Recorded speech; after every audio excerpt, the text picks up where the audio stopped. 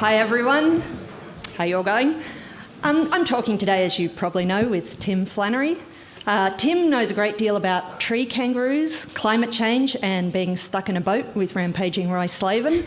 But today's topic is his new quarterly essay, After the Future, which looks at why Australia is heading for an extinction crisis. Tim, I think it's fair to say that biodiversity doesn't have a very high profile in Australia. It doesn't get talked about a lot. But one issue that has been quite popular this year has been animal welfare. People have been talking a lot about animal welfare, particularly live exports. Do you think this focus on animal welfare is a good thing or a hindrance for conservation efforts in Australia?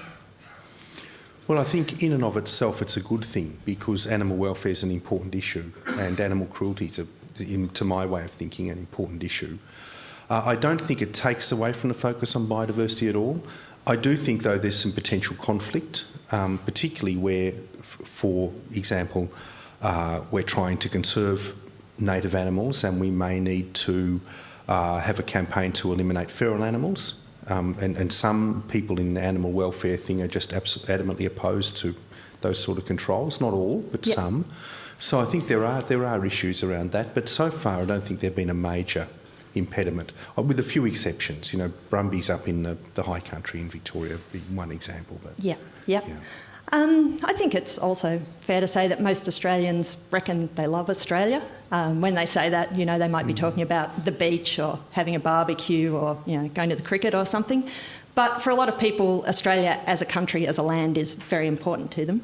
How do you think Australians generally perceive the country Australia, the land, and how do you think it affects the way that we treat it? I think it's changed over time. You know, if you go back 60 years, there was no national park system in the country. A few decades before that, we were paying bounty on marsupials that are now extinct, you know. But the last 50 years has seen an enormous change. You know, you've only got to look at photographs of the city 50 years ago, and I'm 56, so I vaguely remember it, you know.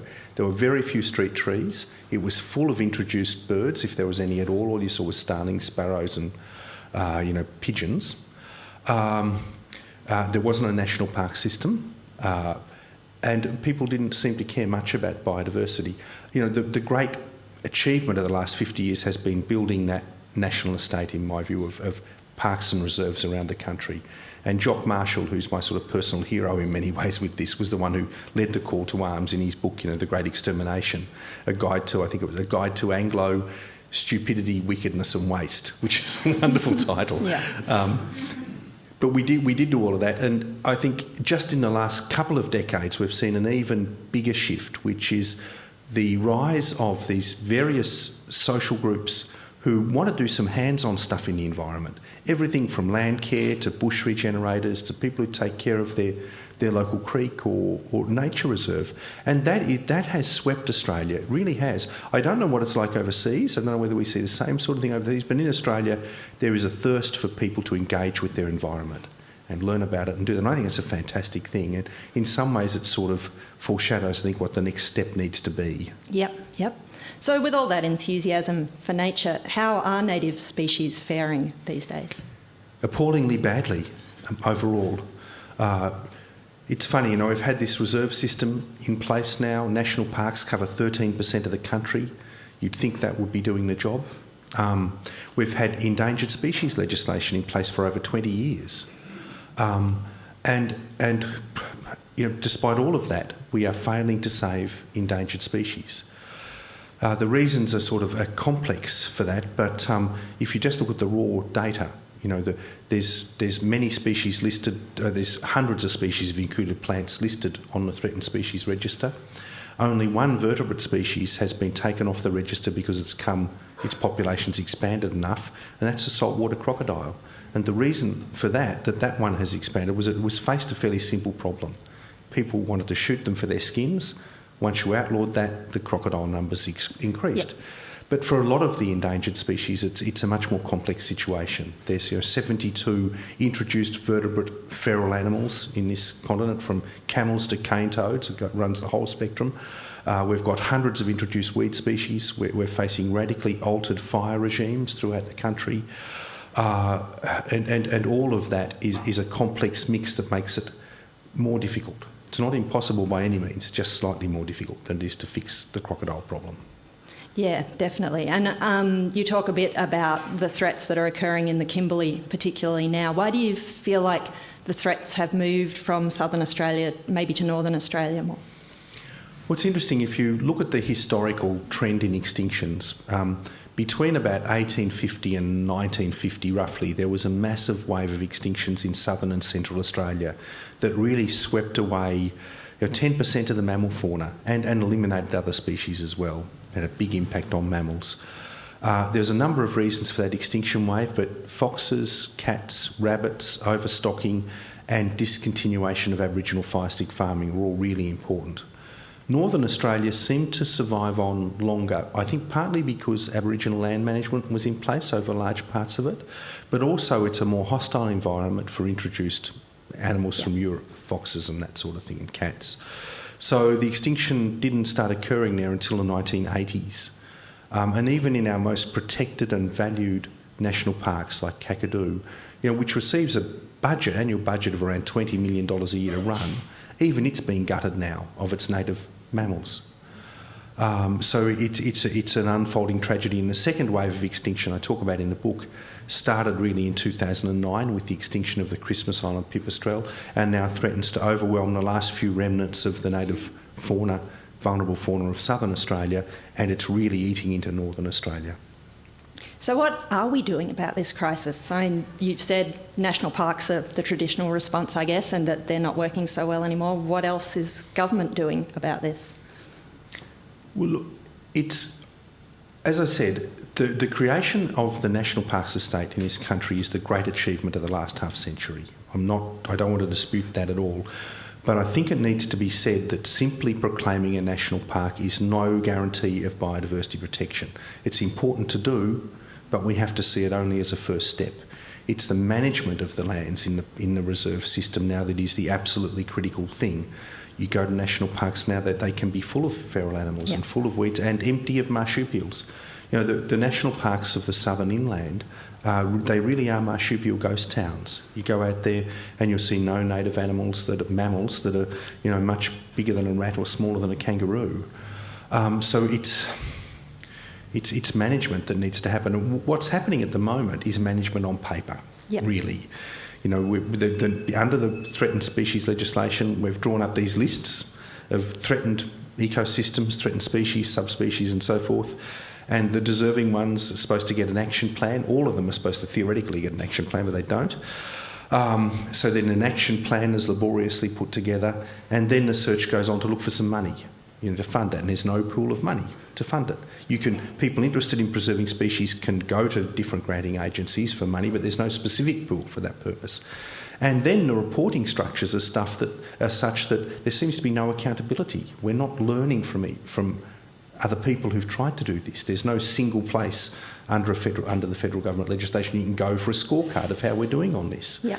So the whole thing is a disaster. I think it's the best of intentions gone terribly wrong with a bureaucracy that has really paralysed action.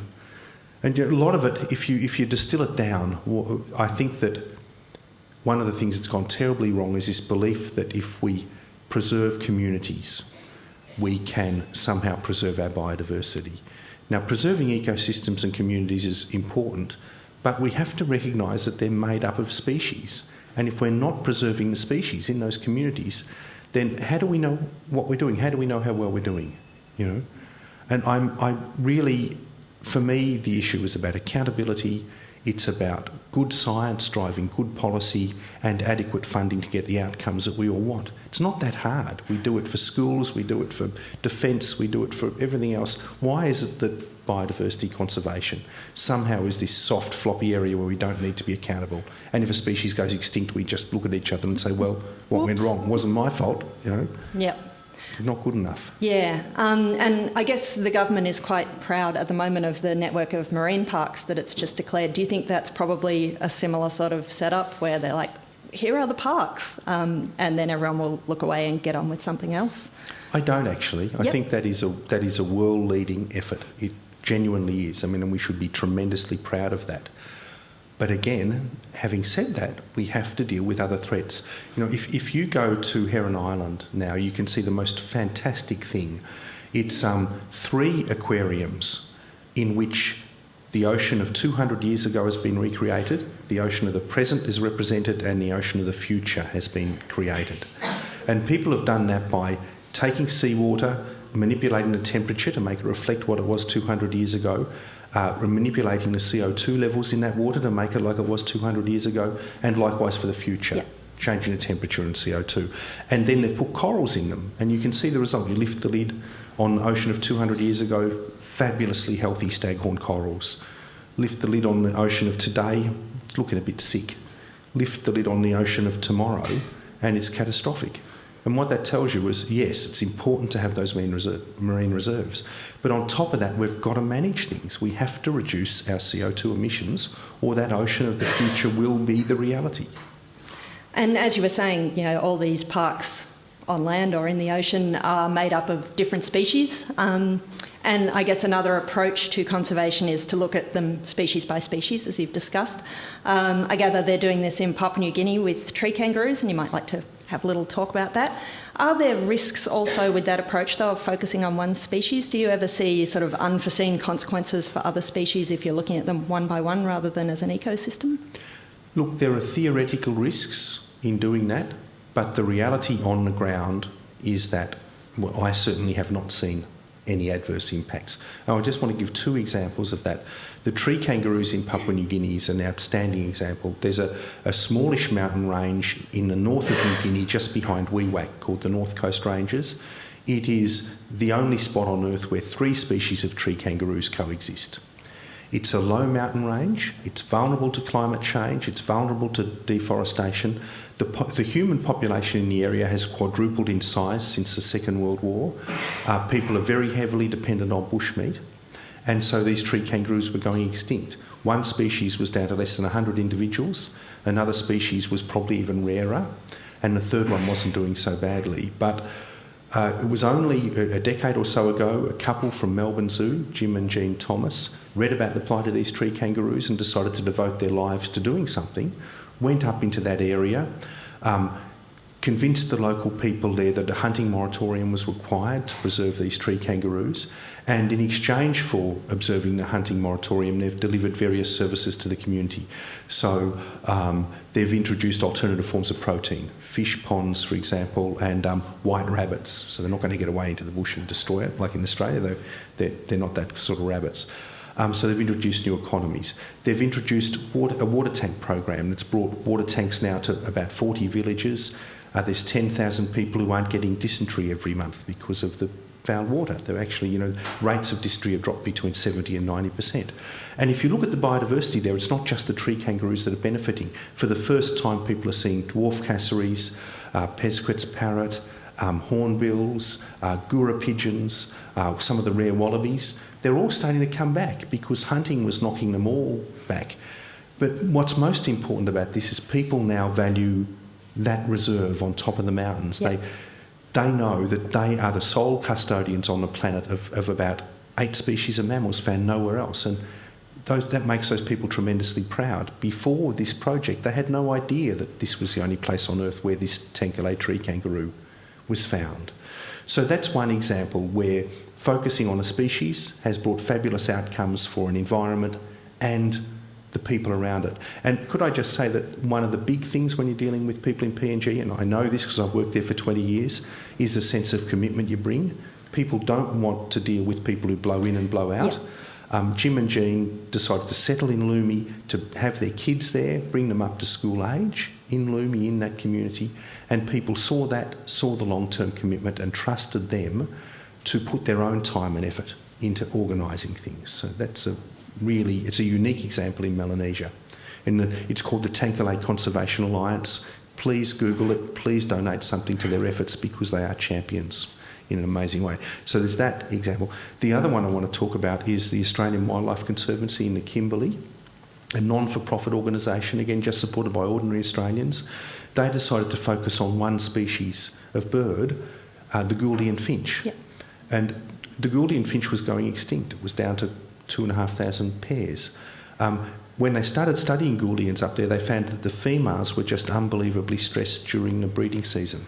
So they had very high levels of blood stress hormones.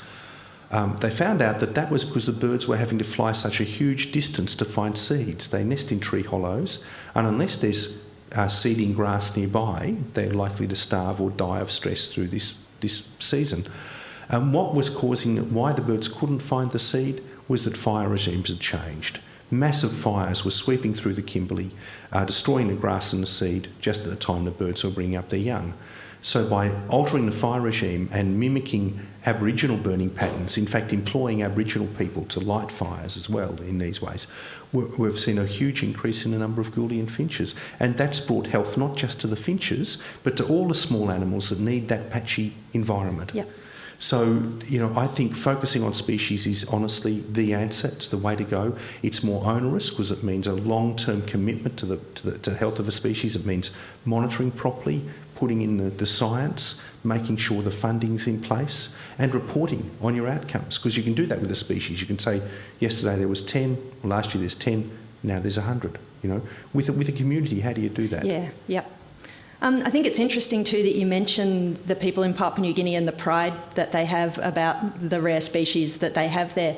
Do you see that sort of thing in Australia as much? And I know, we're pretty proud of great whites when they swallow someone, or taipans, and the things that are dangerous and poisonous and exciting. But do you see that kind of pride in, say, numbats, other endangered species? I think so. Yep. Look, it's different in PNG because people are much closer to the land. Yeah.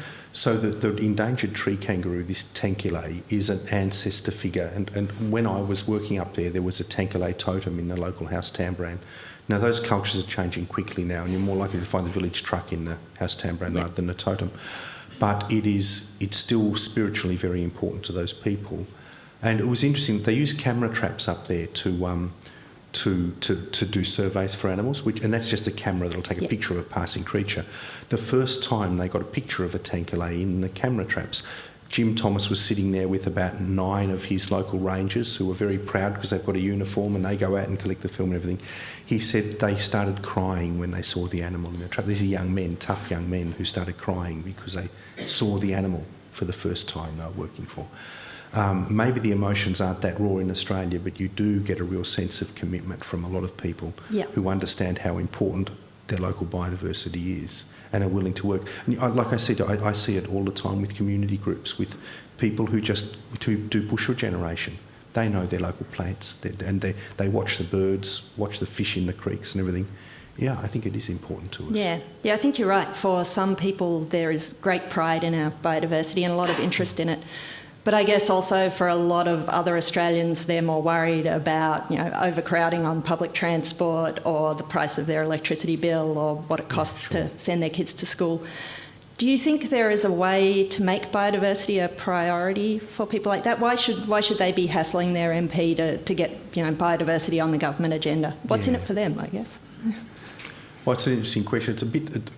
When people ask me that sort of question, people do, they say, well, why should I care about furry animals? I don't give a stuff about them. What have they ever done for me? I sometimes say, well, are you opposed to torture? And often people say yes. I say, well, what happens if it's someone who's being tortured in a distant prison you'll never go to, it's a person you'll never know, and you'll probably never even hear about it? Why would you oppose it? And ultimately the answer to that question is because it degrades all of us to allow that to go on. It's a moral affront to all of us. And the extinctions of species should be exactly the same, in my view, because these animals that have existed on the Australian continent for millions of years, in many cases have thrived through Aboriginal management practices, and we can think of them as a gift really from past generations to us. If we can't hand them on now, in good health, when we are one of the richest nations on earth, have never been wealthier, there's something fundamentally wrong with our moral code, I think.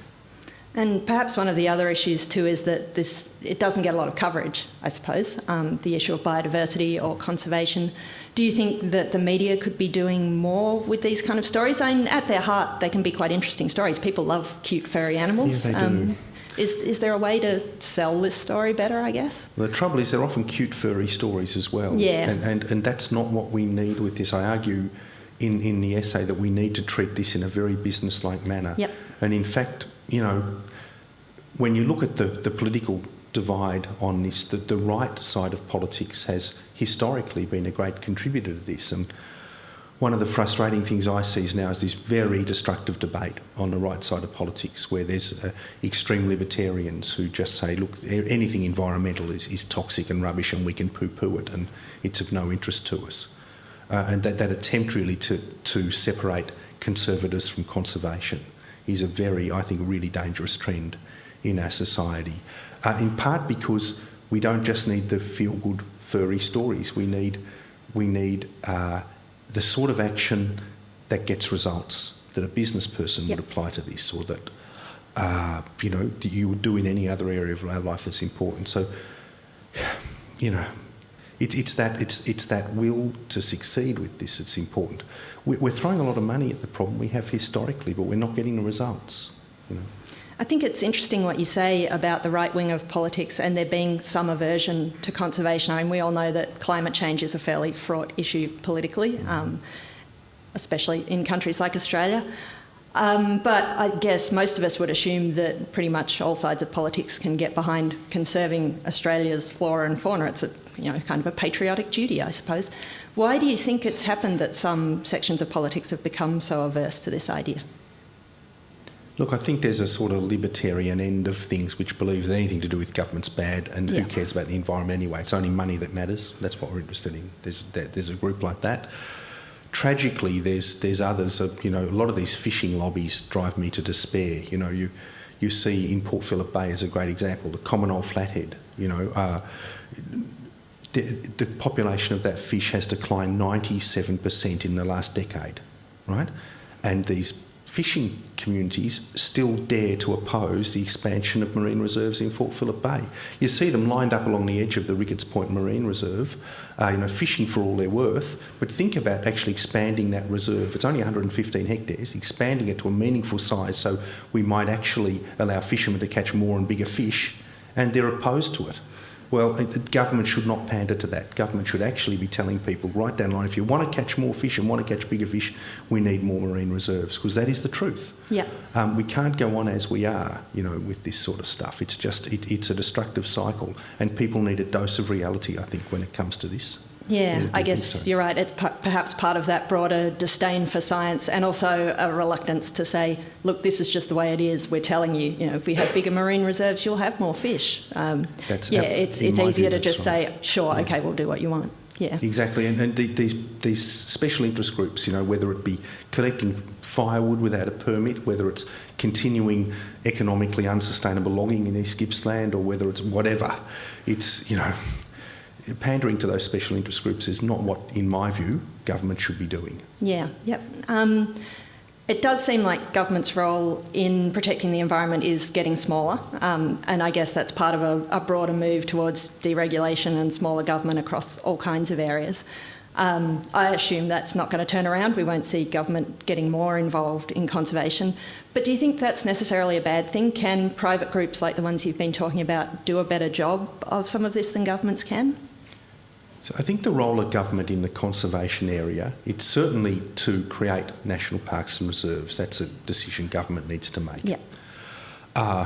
It's also the case that they should express the will of the people in terms of what we want out of those reserves. Do we want to have them properly managed for biodiversity or not? And I think most Australians would say we do. Yeah. So that's the role of government. There's also a role in the public service for monitoring outcomes. But I don't think government or the public service are necessarily the best option in terms of managing those biodiversity outcomes. There's a whole series of reasons for that. One is the incredibly risk-averse bureaucracy that's developed in recent years. Another is just the gutting of expertise. You look at the fate of the state museums or the CSIRO, and where we once had a tremendous strength in terms of taxonomy, for example, so you can identify animals, yep. That's no longer the case.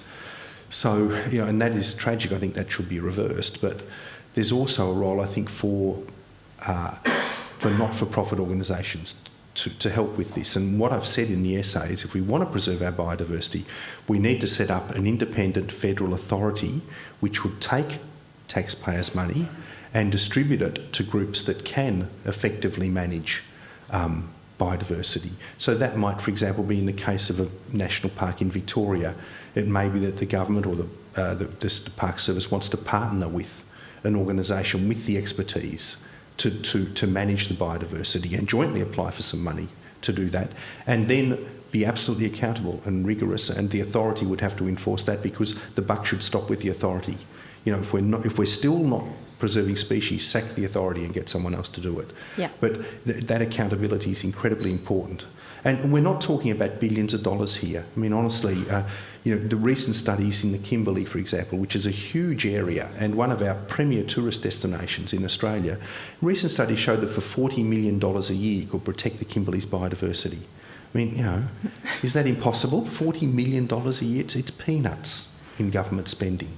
And, we should be doing that. The foreign aid budget's another great example. I mean, we're going to expand the foreign aid budget by $1 billion in coming years. If 1/10 of that, $100 million, was put into a biodiversity fund to assist with preserving species like the Javan rhino, that's down to 6 or 7 breeding females, reproductive females, in a population of 30 or 40.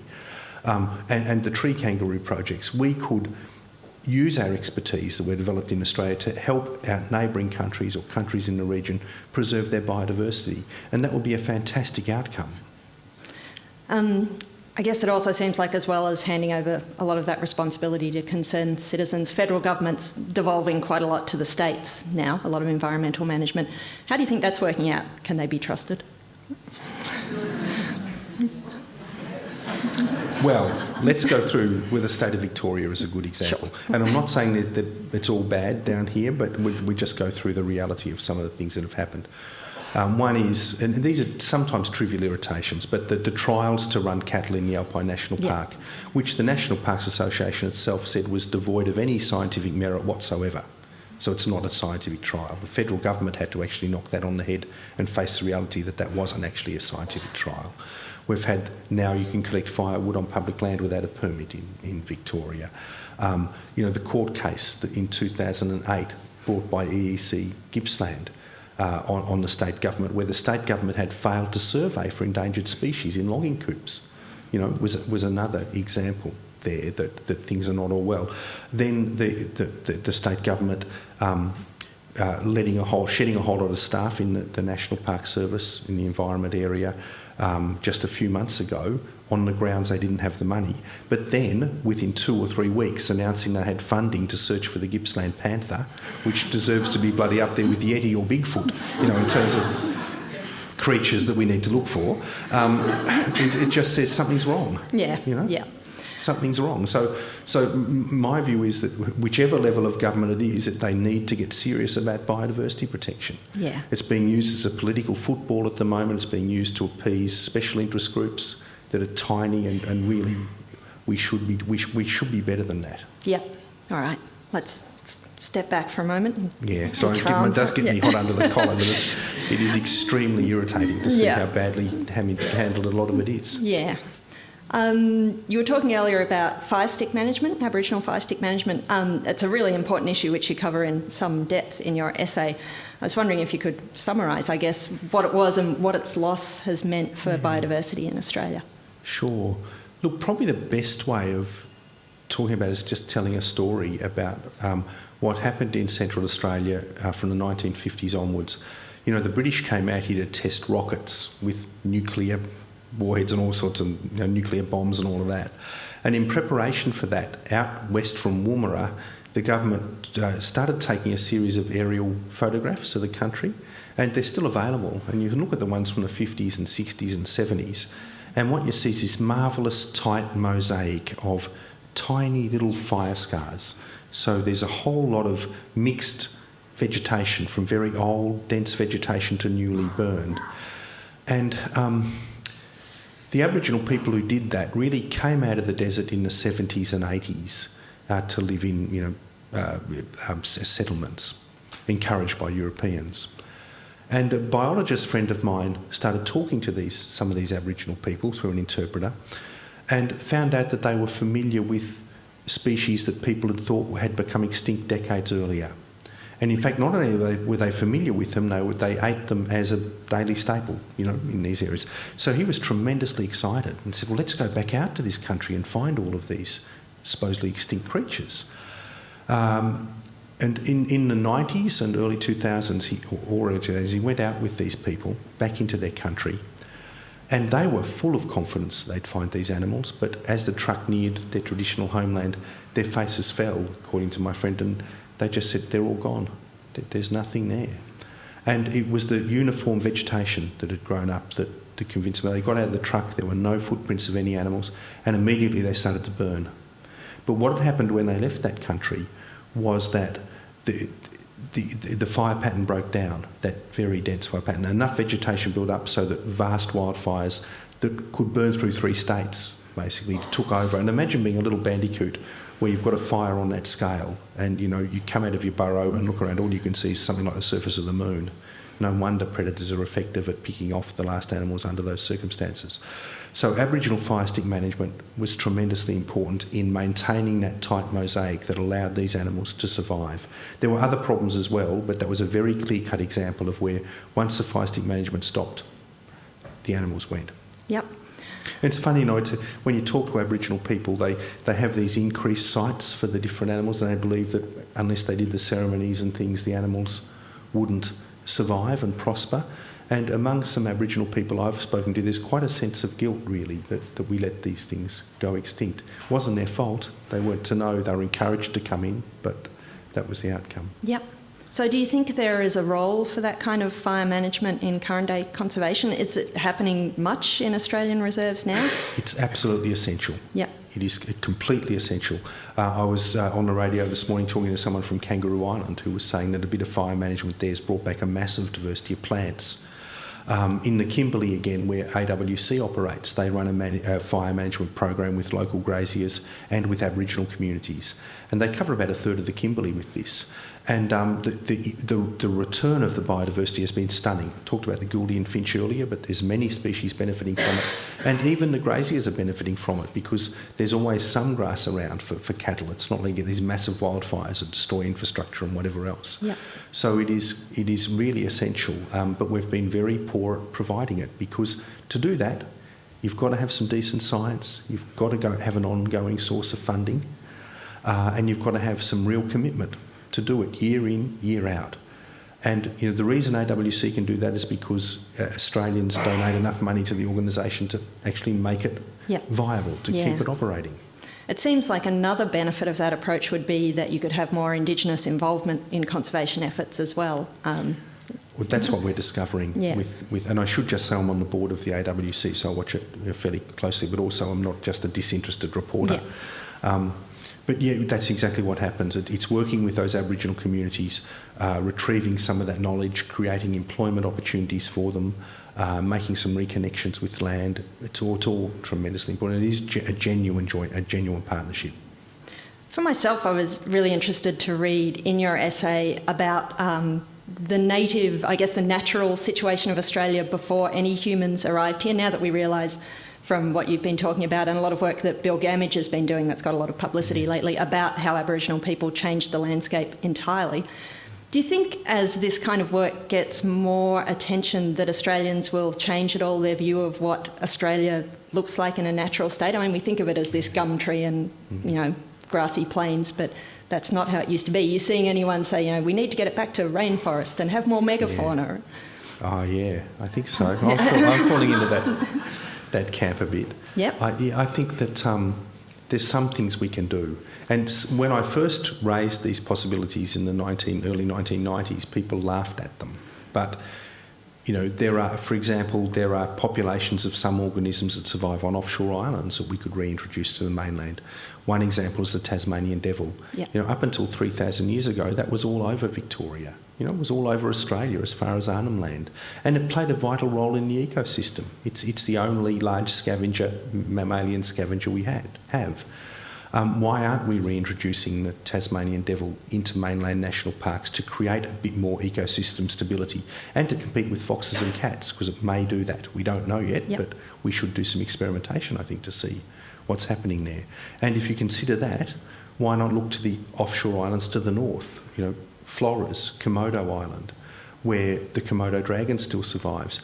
we've found fossils of the Komodo dragon in northern Australia. We know it was here in the past, 40,000 years ago rather than 3,000 years ago. And it probably played an important role in the ecosystem. It was a top predator here. So again, why not think about reintroducing the Komodo dragon? Now, you laugh. Because it's terrifying. Do you reckon? Yeah.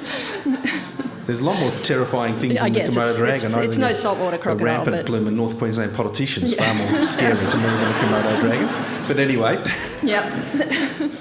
at least the goats, rabbits, foxes, whereas the native animals hopefully would be preconditioned to that as a predator. They lived with it for tens of millions of years. They know about it. The goats, foxes and pigs don't. So, and look, when you think about it, saltwater crocodiles, right? We've learned to live with them over time. We now know how to avoid them.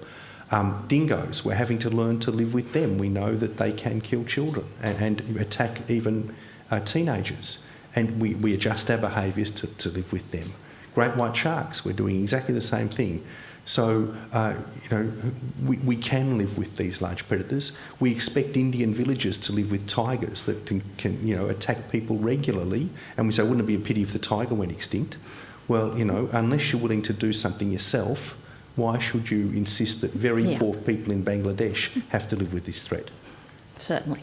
Well, you've talked about the threat that's posed to native species by fire gone mad, and also by feral animals. Do you think that encroachment on habitat is still the issue it was from agriculture or expansion of cities, or is this, in the scheme of things, not such a big deal anymore?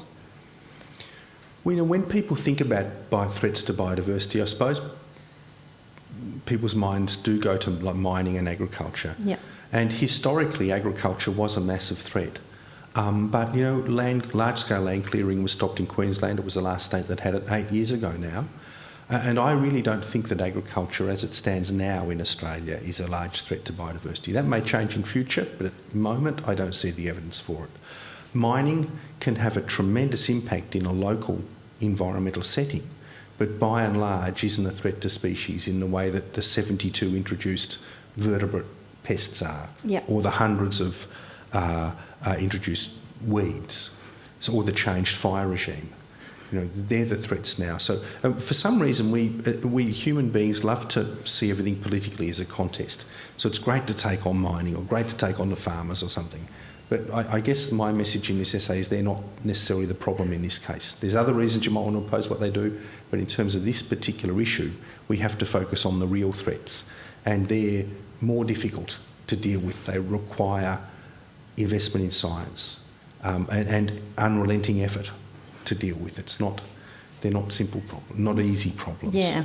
This is why I wonder too about expansion of cities, because unlike things like agriculture or mining, I guess, where you can say it's those bad guys' fault over there, let's stop them, expansion of cities is something that most Australians, I guess, have a hand in. And so if that is a threat to biodiversity, that's something that will be quite difficult for us to deal with. It comes down to a fairly basic issue of, how do we want to live in future? Yeah, that's right. Look, I reckon cities in Australia are one of the most interesting environments of them all. I mentioned earlier that, when I grew up in Melbourne, you didn't see many native street trees and neither did you see native birds. Look at the place now, this powerful hours in St Kilda Botanic Gardens. How's that? What an outcome. Yeah. Fantastic.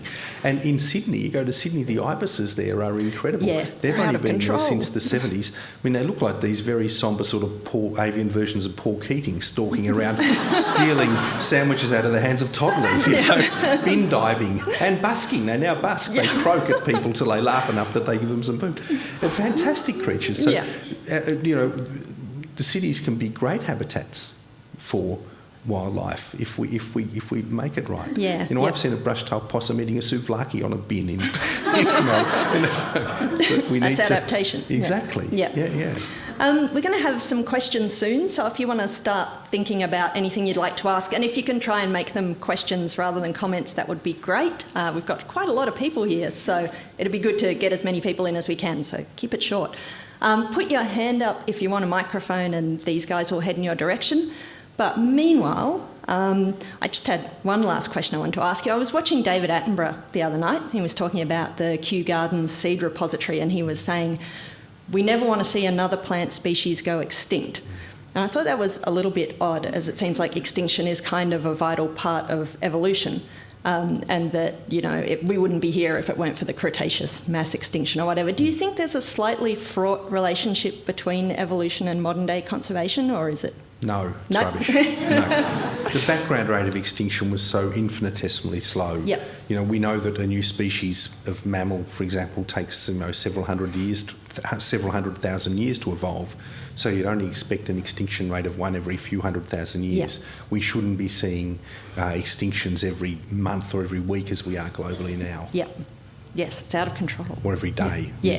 It is totally out of control, really. The rates we're seeing now are so high that Richard Leakey has said, this is the sixth great extinction, and he's absolutely right. On a geological timescale, this looks like a catastrophe. All right. We've got someone over there? Yeah. Hi, Tim. Thank you for your interesting talk. I've just returned from Lord Howe Island, and they're discussing that in 2015 they're going to try and eradicate the rats. Now, they've already eradicated the cats, but they're going to do this in the non-settlement areas by dropping pellets from helicopters. There's two sides to that. Obviously, it would be better for the birds and such that the rats were not there, further eliminating species. But at the same time, there's also the threat that these pellets that they are dropping may also cause damage to the native species themselves and such things. Do you have opinions on this? Yeah, I do. And I reckon there's only one side to this debate: drop the pellets. Really, there's no downside to this if it's done properly. The New Zealand government has been doing this for years now. They've actually managed to de-ratise Campbell Island in the sub-Antarctic, which is 11,000 hectares. Right, Lord Howe Island's about 1,400 acres, so it's tiny by comparison. And the response when you do that is phenomenal, because it's not just the birds, the native land birds, it's the seabirds, it's the snails, it's the invertebrates, it's the trees. The palm trees on Lord Howe Island have no defences against rats. Right, they will go extinct eventually unless we deal with the rats. This is an island which has never had a rat-like predator on it for 7 million years, and not before that, because it came out of the ocean at that time. So we know that those warfarin-related baits, they're kind of third generation warfarin type things, or fourth generation, will eliminate the rats if they're spread properly. We can protect the human population. We can protect the pets, whatever else there. We can protect the wood hen. We know that in the currawong, the native currawong. All of that can be done, but it's so critically important that we do that. We do that. The rats have only been there since 1918, and they have devastated the environment of Lord Howe Island. There's many species now that only survive on offshore rock stacks. The Lord Howe Island tree lobster being one of them, which survived incidentally on Ball's Pyramid because of a single tree. That's a rocky stack which just had one melaleuca on it. And if it hadn't been for that one melaleuca, we would have lost that incredible insect. It's being bred here at the zoo. But it's something. It's like taking a medication to me. It's something that must be done, and we will have an incredible island. Lord Howe Island was one of the last islands on the planet to be discovered and settled by people. The Polynesians never discovered it, so the Polynesian rat isn't there. There was never any extinctions until the Europeans arrived, and thank heavens the footprint there's been fairly light. It was only the rats arriving in 1918 that really destroyed the biodiversity. Over there.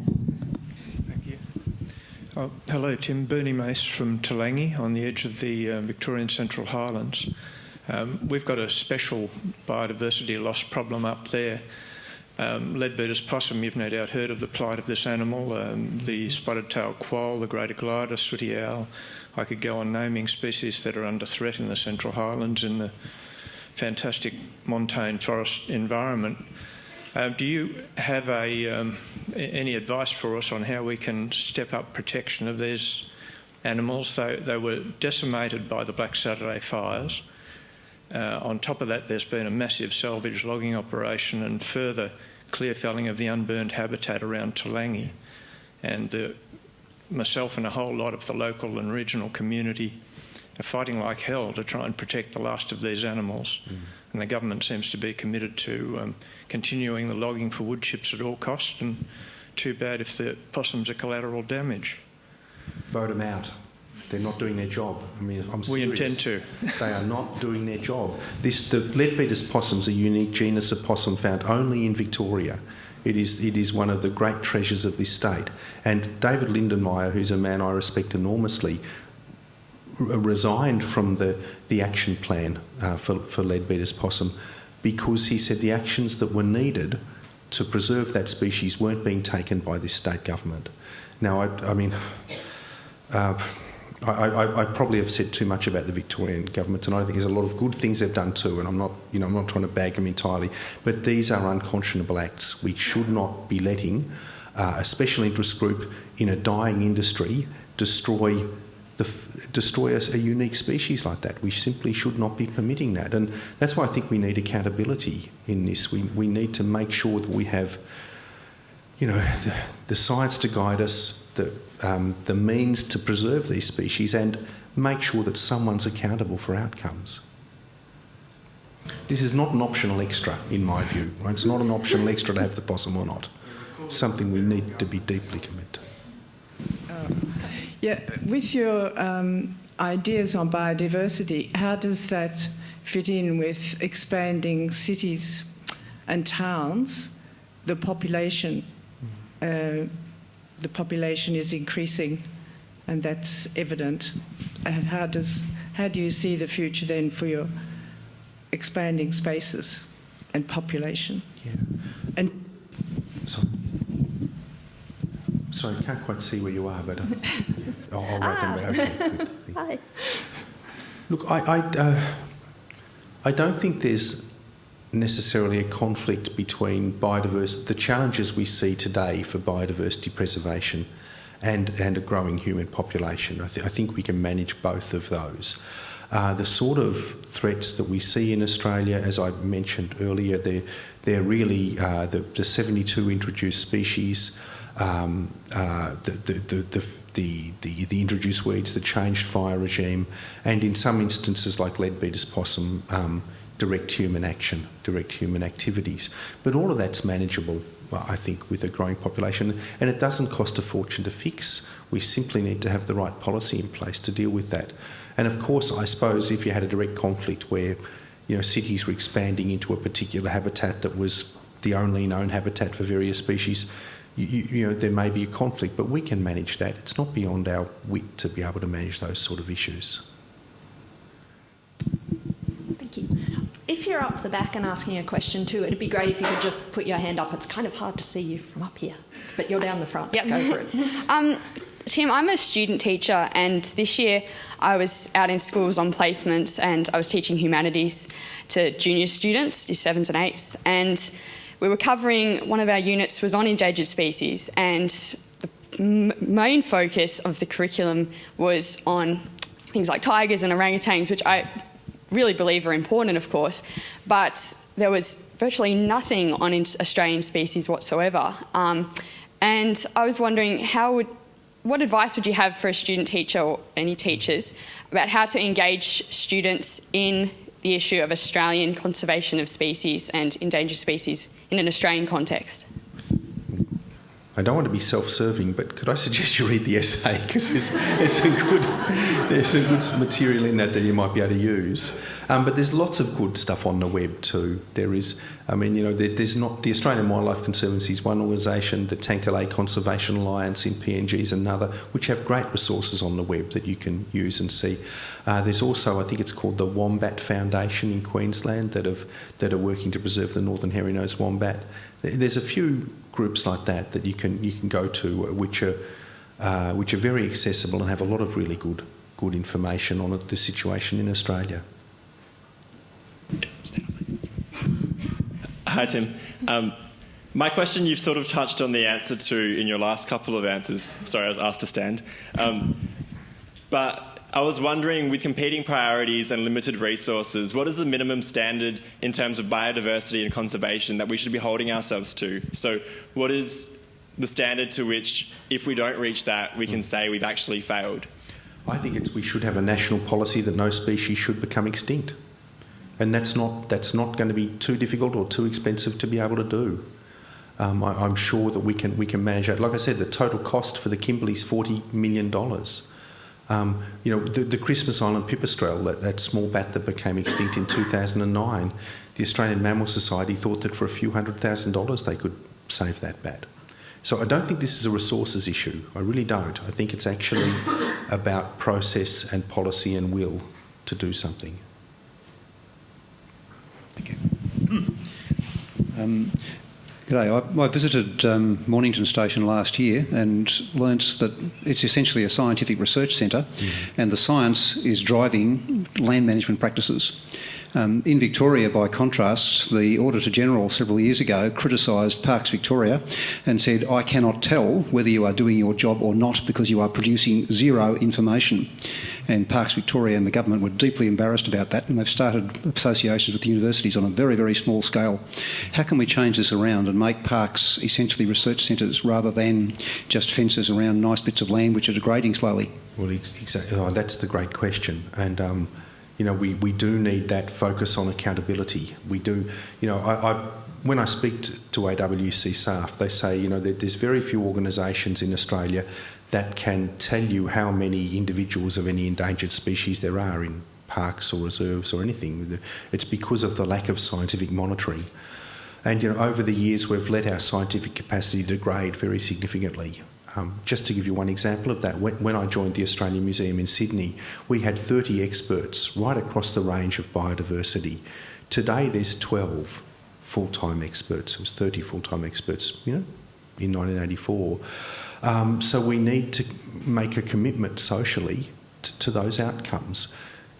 Personally, I think the best way forward is for the federal government to set up an independent authority that would distribute money and set a pool of funding aside for that. And then for that money to go to groups who want to work together to preserve biodiversity. So it could be, for example, that Parks Victoria and something like the AWC might join forces to say, we want to jointly manage a particular park with these specific outcomes in mind. And then the authority can fund that and say, OK, we'll come back in 12 months, 24 months to see if you're on track to achieve those outcomes. That's what needs to happen, I think. I'd love to see the scientific expertise built up within the Park Service and the museums again, but I think that realistically we're going to have to rely on partnerships between groups like AWC and others to try to bring that together and to be fully accountable to someone. Tim, can you say a bit more about the impact of climate change on biodiversity loss? And what are your thoughts about moving species to cooler climes to help them survive? I think in terms of the marine environment, there are very clear signals that climate change is having an impact. For example, on the Great Barrier Reef. We can see that with the ocean acidification and with the warming having an impact there. And on the east coast here, particularly down towards Tasmania, you can see the extension of warm waters as having a significant impact and bringing tropical species further south. On land, the shifts, the impacts are a bit more equivocal. There are a couple of species, possum species in the wet tropics of northeast Queensland that seem to be being affected by warming temperatures, but not by the average, but by heat waves that we haven't seen before. Overall, I'd have to say that we're probably yet the worst in terms of biodiversity impacts. The worst are yet to come inland for those on land for those species. We certainly need to be prepared for that, and I think we need to understand enough about the science of our ecosystems to be able to say, well, should we be reintroducing or introducing species further south? At the moment, we can't answer those questions, I think, for any species, but we need to certainly start thinking about that because it may be the only way we have of preserving some of our biodiversity into the future. But could I just say, first and foremost, before we talk about adapting that way, let's mitigate, let's reduce the emissions as much as we can so that the size of the challenge in future is manageable. I think we've got time for just one more question. or no more if you're all done. Oh, there's someone up the back. Hi, Tim. I just wanted to ask a question, I suppose. You've touched on the importance, essentially, of throwing the government out when they don't do their job. And for me, that brings up questions about the environment movement in Australia. I think that over the last decade and probably further into the past, we've seen that while there's an enormous amount of energy going into environmental issues, the movement itself is quite fragmented, and that's at the level and the way that people see the environment, and it's also a question of the kinds of outcomes that they want. And so I was just wondering what your perspective is on what can the environment movement do in all its respective parts. What are the best things it could do to raise the profile of the environment more generally and biodiversity issues so that it does become an issue over which we might throw a government out? That's a really good question. Look, because the whole issue of environment is so all-encompassing and so broad. There's so many aspects to it.